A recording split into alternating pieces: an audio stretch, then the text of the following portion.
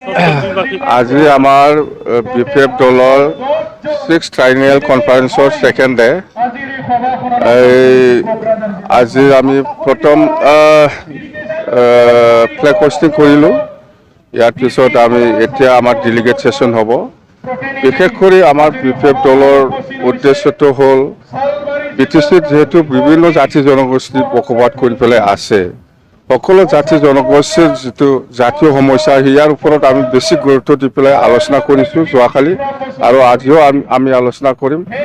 ইয়াৰ পিছতে আমাৰ BTCৰ সৰ্বাংগীন উন্নতিৰ কাৰণে কি পদক্ষেপ লোৱা হ'ব, এগ্ৰিকালচাৰ সেক্টৰত হওক, এডুকেশ্যন সেক্টৰত হওক বা টুৰিজমত হওক, বিভিন্ন ডিপাৰ্টমেণ্টত বেছিকৈ কেনেকুৱা গুৰুত্ব দি পেলাই কাম কৰা যায়, ইয়াৰ ওপৰত আমাৰ কিছুমান ডিচিশ্যন হৈছে। এই ডিচিশ্যনবিলাক আপোনালোকে ডেলিগেট হাউচত যেতিয়া যাব আপোনালোকে গম পাব।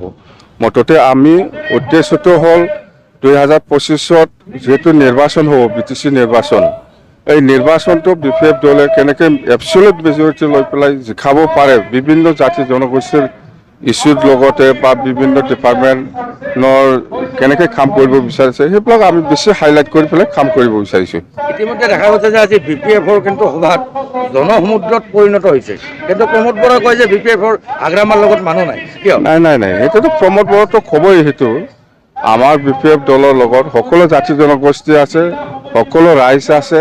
মুঠতে আমাৰ দলক সকলো জাতি জনগোষ্ঠীয়ে সহায় কৰিবলৈ আগবাঢ়ি আহিছে। আপোনালোকে আজি চাই লওক, এইটো ডেলিগেট আমি খুব কম পৰিমাণে ডেলিগেট আমি মাতিছোঁ, তথাপিও আজি চাওক আপোনালোকে, আমি যিটো ভাবিছে ইয়াতকৈ বেছি মানুহ হৈ আছে। অতি শীঘ্ৰে কিন্তু পৰিষদীয় নিৰ্বাচন আহি আছে।